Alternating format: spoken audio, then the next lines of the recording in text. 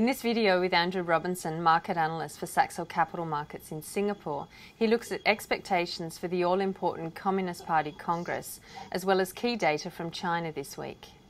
Welcome, Andrew. Hello again. As tradition goes, a series of announcements are expected to be made at the week-long National Congress of the Communist Party of China to frame the new leader in a good light and as being truly in charge of the world's second largest economy. What are they likely to be focused on?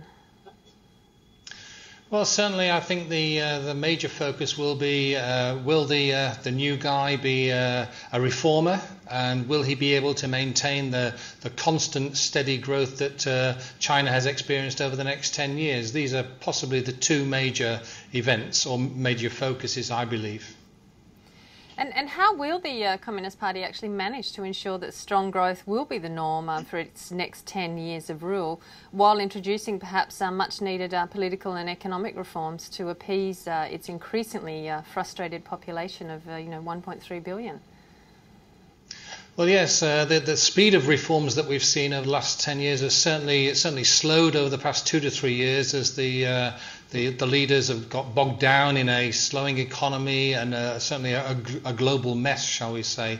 I think now is the time for them to get back on track, and if the people get in that are expected to become the leaders, then they're expected to introduce reforms. I think one of the ways they can tackle the domestic unrest is to fight corruption. That's something that really does rile the local population, and I think this is also tied into very much to how much the state-owned companies monopolise a lot of the economy. So then we might see a shift more to, as we've been saying in the G7 space, about a microeconomy rather than the macroeconomy.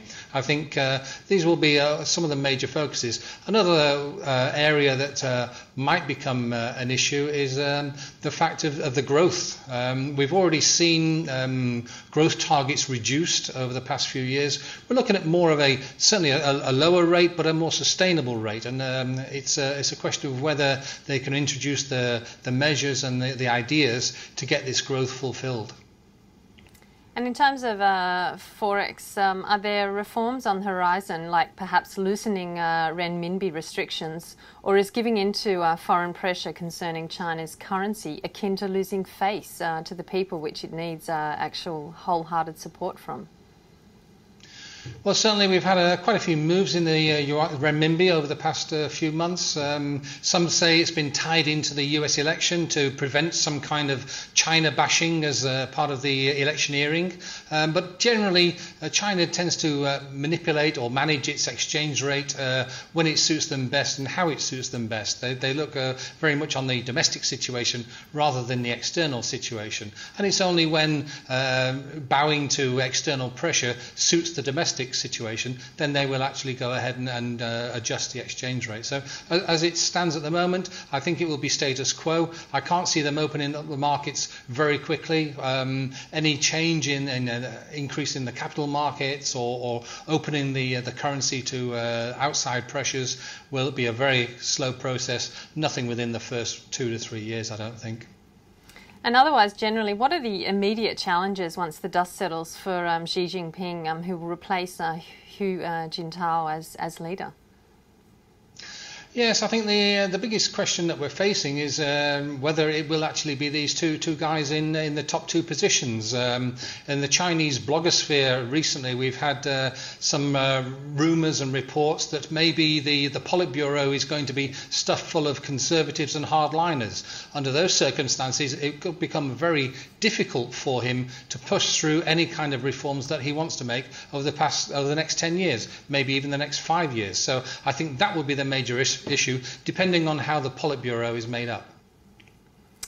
And China will actually release a slew of data at the end of this week. We have CPI, PPI and industrial production on Friday, followed by trade data on Saturday.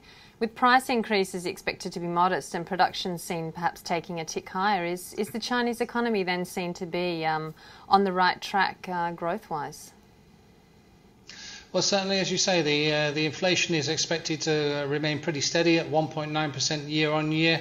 We know that this has been an issue with the People's Bank of China. They have been worried that inflation might start to tick up again. But I think generally, if it stays where it is, then it might give a bit more leeway for the People's Bank of China. Having said that, they've been very active in pumping liquidity into the local markets, not cutting rates, not reducing the reserve ratio requirements, but injecting cash. And that is slowly filtering through into the system. So I think we are maybe seeing that China has bottomed out in the third quarter, and we'll see a slightly better growth into the fourth quarter.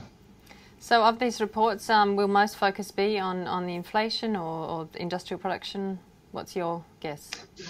I think they're all pretty much as important. If we look at the economy as a whole, then certainly the inflation numbers and the industrial production numbers hovering at around 10% growth year on year. That's been pretty steady the past couple of months. And if we see a slight uptick in that, then that will be very positive. Retail sales also hovering around about the 14% annual growth. That's again been pretty steady. So it's we need a slight uptick to just show that the domestic consumer is getting a bit more active. That's from the domestic point of view.